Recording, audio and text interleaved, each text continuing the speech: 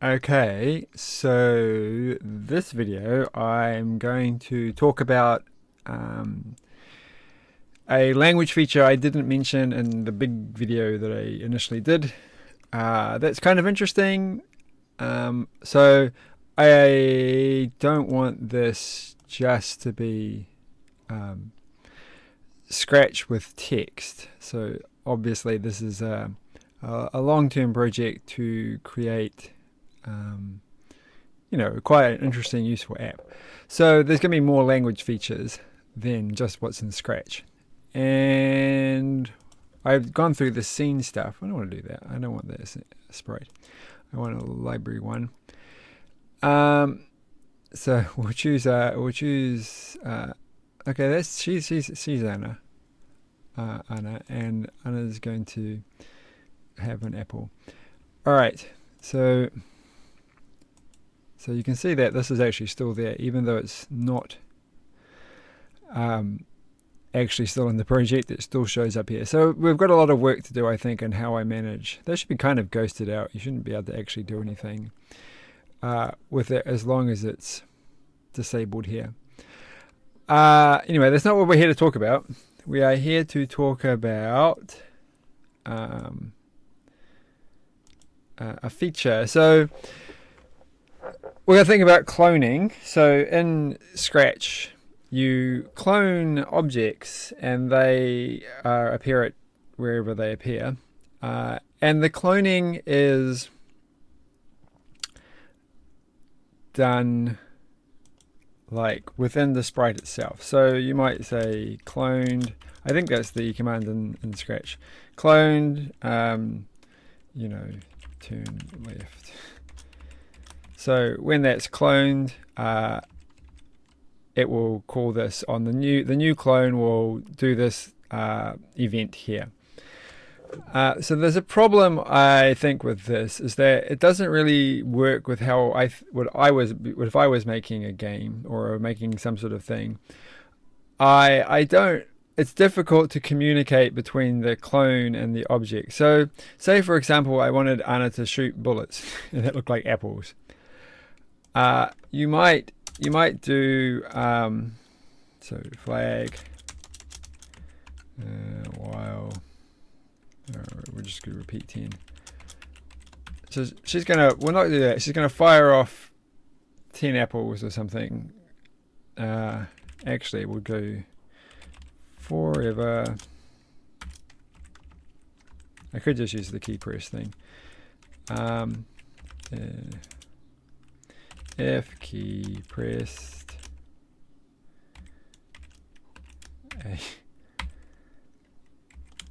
Actually, we'll do this. Turn left, 10. So we're just going to make this up. Should get straight to the point, I guess, but we're not going to. Turn right, and ASD. Okay, W. Move 10. So hold on, we'll just check that we can how this goes. Constructor 2. As a hint to what we're doing a thing called constructors. All right, so we'll start off and we'll see how this goes. And so now I can I can drive her around in Scratch form. So, but I want her. Let's say we're not going to get her to shoot. We want her to just explode in apples or something. I don't know. So in normal Scratch, you would have to go like you'd clone the apple sprite. I think in this you go clone, spell clone properly, which is not going to be a good thing to run. So we'll actually just go F key pressed. F for fire. Then we'll clone the apple. Now, if I did this in Scratch, and I'm not going to bother running this, is that the apple would just clone itself where the apple currently is. Like, it's not useful because that's not where Anna is. So if I look at the layout, that's where my apple is. My apple is over here. So, you know, I want it to clone where she is. So I could have, like, you know, originally I thought, well, we could have an instantiate thing. So I think in Unity 3D you can instantiate objects at particular positions and things like this. I haven't used Unity 3D for a very long time, so I'm sure there's lots of much better ways of doing that. So you know, you could go apple.instantiate, and then you can go sprite x, sprite y, which is how you get your sprite x and your sprite y.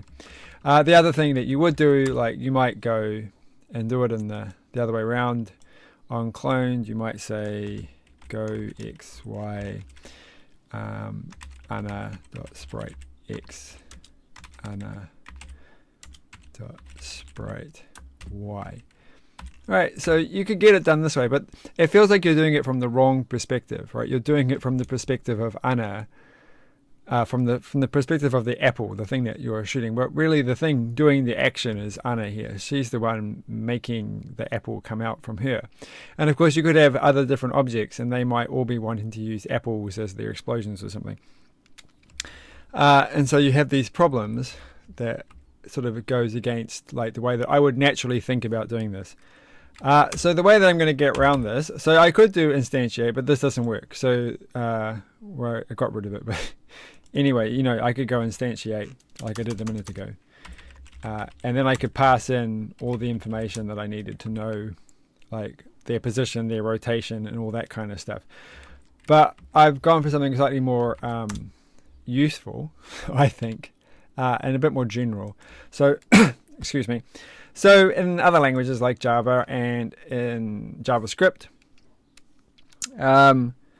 you have objects. So I kind of want to teach people object-oriented programming, or at least the simplified object-oriented programming that makes sense, rather than the stuff that involves squares extending shapes and things like that, which is not very helpful. So, but I do want the idea of thinking in terms of objects. And of course, Scratch is naturally designed that way because you have sprites and they're all objects. And so they sort of act in this way and encourage that sort of thought. But so the one thing you do when you have that is you have a constructor. So in JavaScript, this is how you would actually write it. You have your constructor.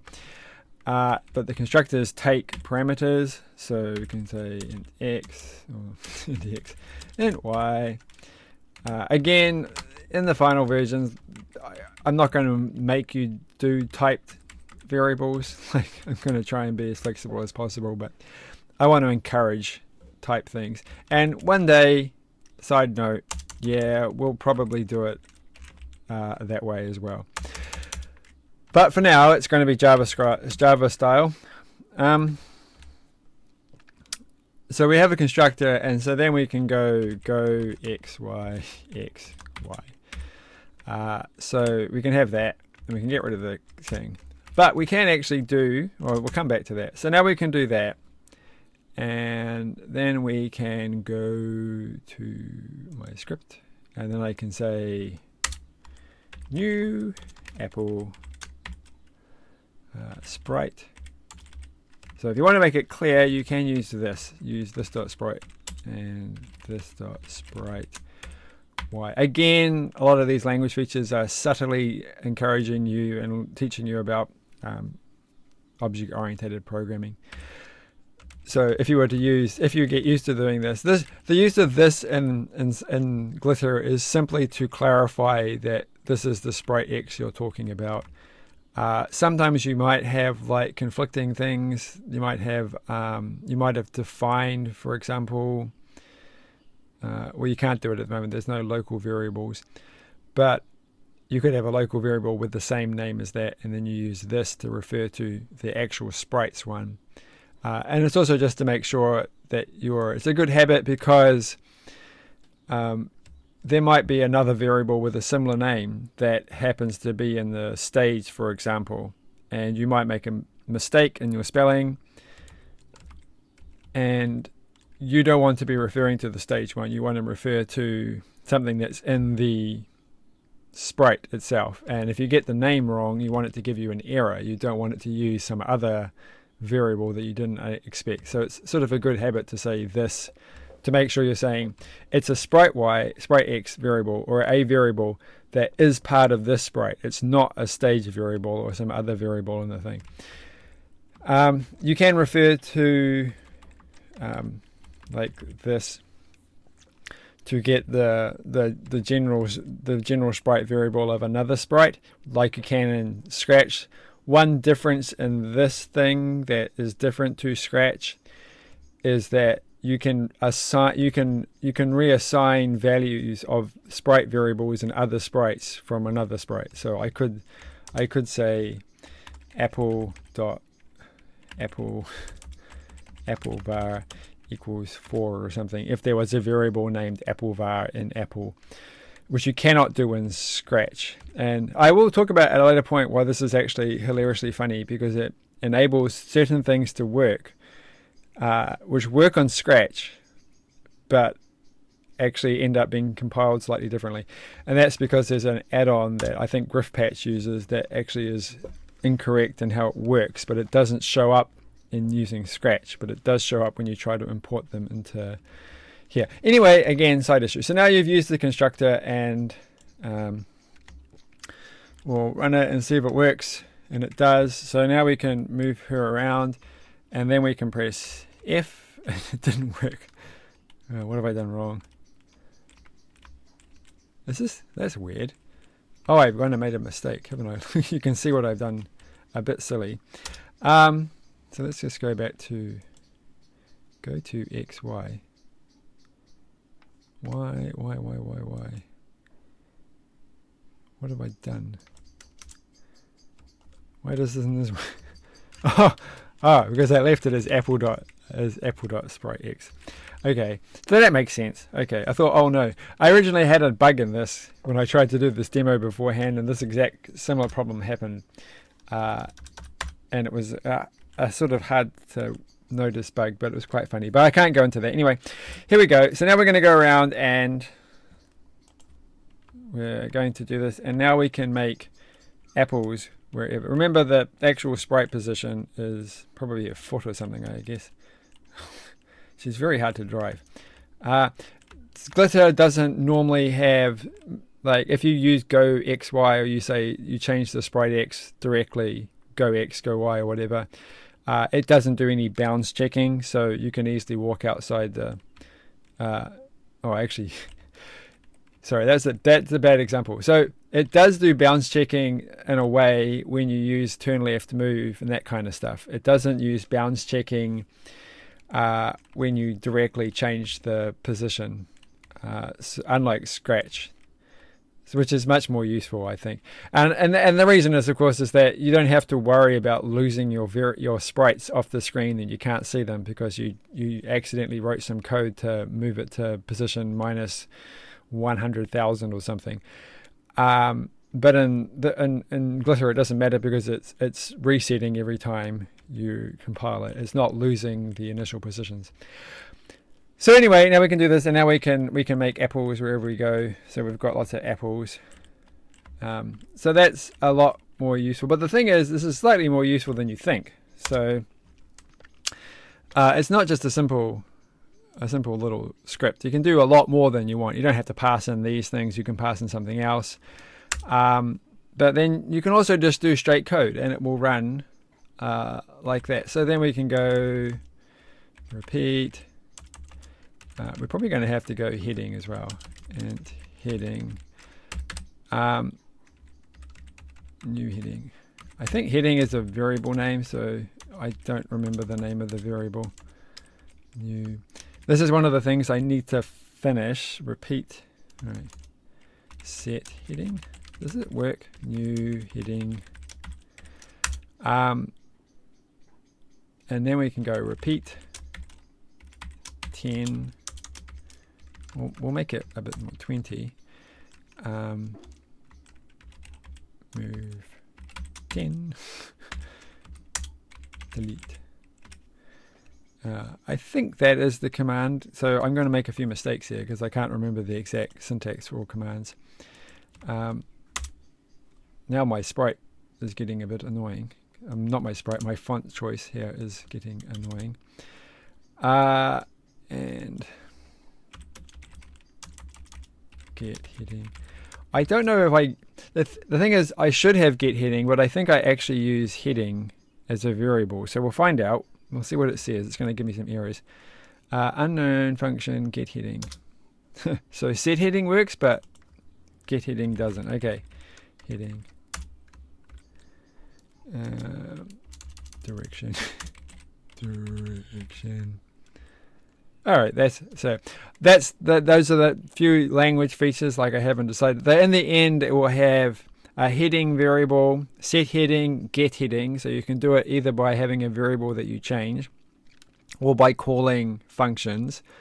And then there will also be an angle, and a get angle, and a set angle. And an angle will be the mathematics style, where because I kind of get annoyed at, like, it feels like, you're teaching people to learn about angles in a way, because for some kids this might be the first time they ever get introduced to angles, and then you're giving them in terms of direction that doesn't make sense if you do it mathematically. Like, mathematically, the angle is from counterclockwise from the x-axis, from the horizontal, whereas the heading is clockwise from the y-axis. So anyway, we've got that, and so do we actually test it? We didn't test it. Okay, we're going to test it. So now we can move around, and then we can go fire, and we fire lots of them.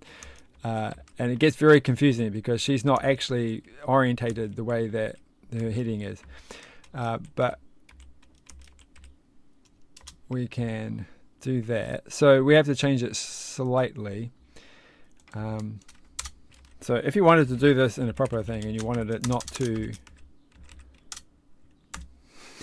What have I done? That doesn't look good. I've lost a thing. How did that happen? Oh, it went over there. Okay, anyway. So we'll have to do that, and then we'll go here. So this should be in here. And then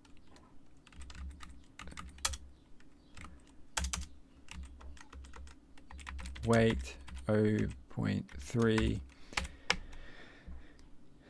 All right, and then just testing. Then we don't get thousands of them. We can only do one every 0.3 of a second.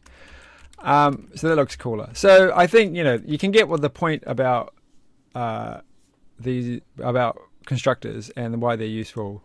So you can do a lot of work in this. You can make bullets, you can make many other particle effects, and it's just a much easier way of constructing objects, of using other sprites from one sprite, I think. So, and the good thing about this, and we always have to go through, is this actually works in the Scratch export. So we will off screen, because I haven't quite got the where am I going to do this? Boom, boom, boom. Scratch save. All right, so we're gonna give it a name. Constructor test 2.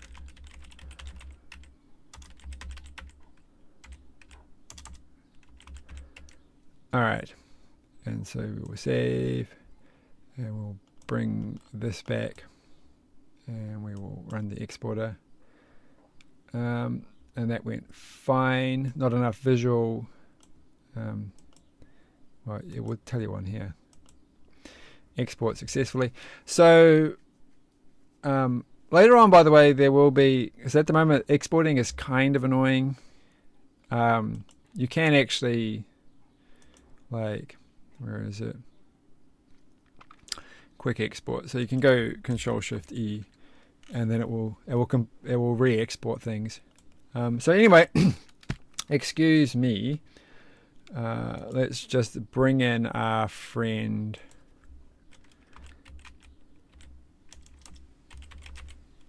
Scratch. So here is Scratch. the live actual version. And then we're going to go create. I'm going to just pop off the screen for a second. And my never being organized enough to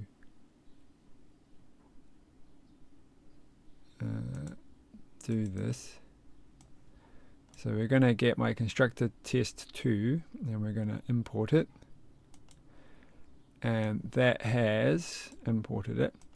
And so it looks very similar. And then I'm just going to go and run it the way I do in Glitter.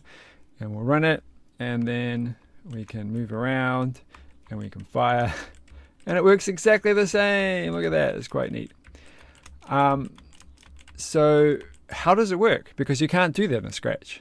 So this is just interesting. So yeah, it's gone through and it's gone and created some extra variables. So you can see here when I press F, it adds to a list a bunch of parameters, and then it creates a clone of Apple, and then it does that. So all this code, we can clean up, is mostly what you expect, except the constructor call is storing the values in a list, and that's all that there is. And if we go to here, we have a constructor method block, and we'll just clean up.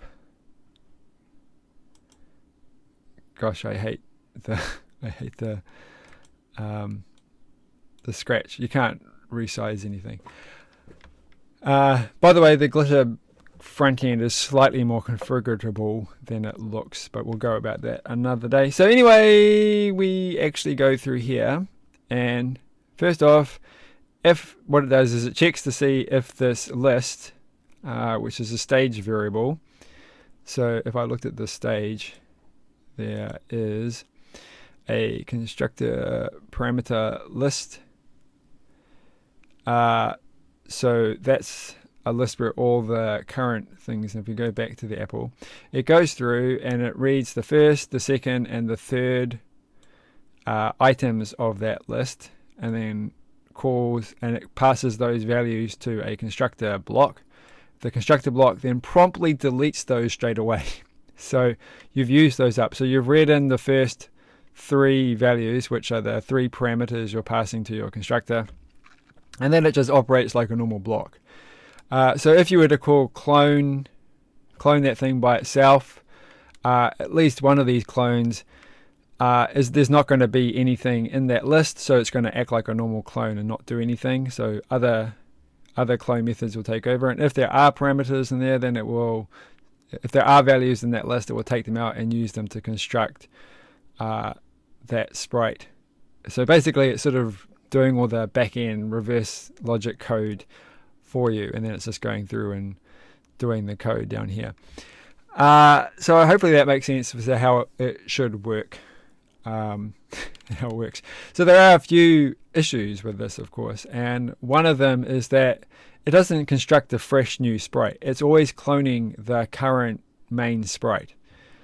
So if this apple here was, had its, it was partially transparent, for example, then all the newly constructed apples will also be partially transparent, because you haven't changed that in the constructor. So the things that are set in the constructor change, but everything else is still cloned from the original apple.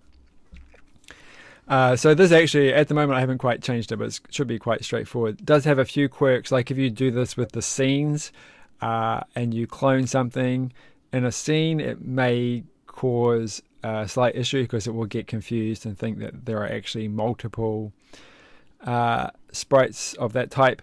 Like it will clone the back end information as well, but I'll fix that later on. But the point is that you have to, at the moment, this will happen in everything, in both the internal running and the HTML output and the Scratch output, is that it is cloning still. There is still a clone. It's not a proper constructor where it's creating a fresh object. And of course you can get around that by never actually having an apple in your scene. For example, in this case here, this would be it is default. Okay, anyway, so you wouldn't actually see the apple in the scene, and so this would be your default apple, and you would keep it the way that you want. So you would say that the rotation style is whatever, and the start frame is apple, and it's just something to keep in mind. So how this will progress in the future, just a few extra words. So obviously this is just creating a new apple. Later on, we might just say var apple equals. So you should be able to get a reference to the thing you just created. So you can't, I think it's unlikely that I will be able to generally do this in a Scratch export. So this will be where it starts to break away from something that you can use in Scratch. You'll be able to do the variable, and then you'll be able to specifically talk about that particular instance. So you can store that in here, and then you can have a reference to a particular clone, which you can't do in Scratch, right? A clone is like I can't tell anything about, like if I say, am I touching an apple? I don't know which apple it is. It could be any apple, so I can't directly refer to it. So later on, there will be a lot more stuff where you can get references to sprites themselves, or variables to sprites. I'm going to use words like I would if I was talking about Java programming. And of course, the most important another important language feature that will come along, which will be I don't know how I'm going to say it, but collides apple a. It might use square brackets though. It might go like something like that, just to separate. This is not a function. And so what would happen is then if you collide with an apple, or you're touching an apple, you would have a reference to the apple, so you'd know what apple it was. You wouldn't just say, oh, I hit an apple. That could have been any apple. You'd know which one it was, and then you can tell apple a dot explode, for example. So the other thing is then you'll be able to call them the functions of the other sprite. So then you can tell the apple to explode. And this will be, completing my journey to making this a basic object-oriented language primer, to be able to call blocks or functions on other objects, which you can't do in Scratch. So hopefully that gives you an idea of where we're going with that. So anyway, thanks for watching. I'm sure there was something else I would have had to mention about this, but hopefully you get an idea of how it works. And hopefully I'll have some more language features and more things to tell you. So progress is coming along. I'm hoping to be able to release this within a couple of weeks. So it's just I have to finish up the language features. There's something to do with how I'm saving the files that has to change, and before I release it, because otherwise your save files will not work on a future version. And I have to finish adding in all the editing functions. So now you can do cut and paste at least. So you can go cut. So you can only do cut in a square shape, but you can rotate it around. So we'll zoom in, and we will actually cut off her head. So do and like stuff it. Okay, I have to change that. There's a lot of little small things before I release it, but we're getting there.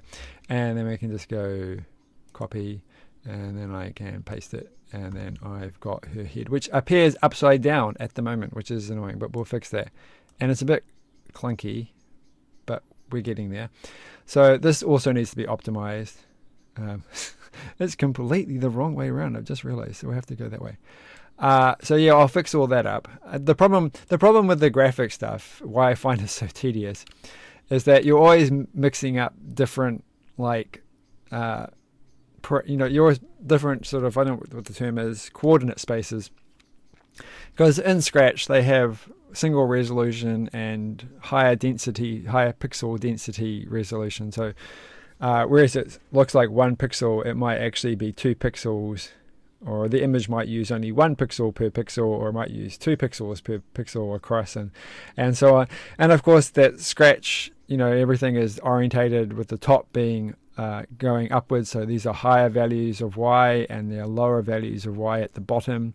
Whereas a lot of built-in libraries, it's the other. It's completely. It's like this is 0 at the top, and you go down, and y gets greater as you go down, and it's just you try and make all these things, and you're like, oh, if only they were all just consistent, then life would be much easier. And so you get these sort of problems where you have to go, oh, maths, because I have to create a transform based on parameters that are in one coordinate space to do this, but it's also but the actual space that you're rendering things in is a different one. So it gets confusing, but we'll get there in the end. So, and also the user interface is terrible on this, but we'll get there in the end. And the other thing, of course, is I have to try and hoping I don't have to change the editor too much to be able to edit Commodore 64 sprites and things like this. Though, of course, a Commodore 64 sprite, if you do not know, is 24 pixels across and 21 pixels down, which will mean it will look like this. This will be your sprite editing field with one color or two colors maybe. So thanks for watching. Nothing else to say today, and have a good evening. Bye.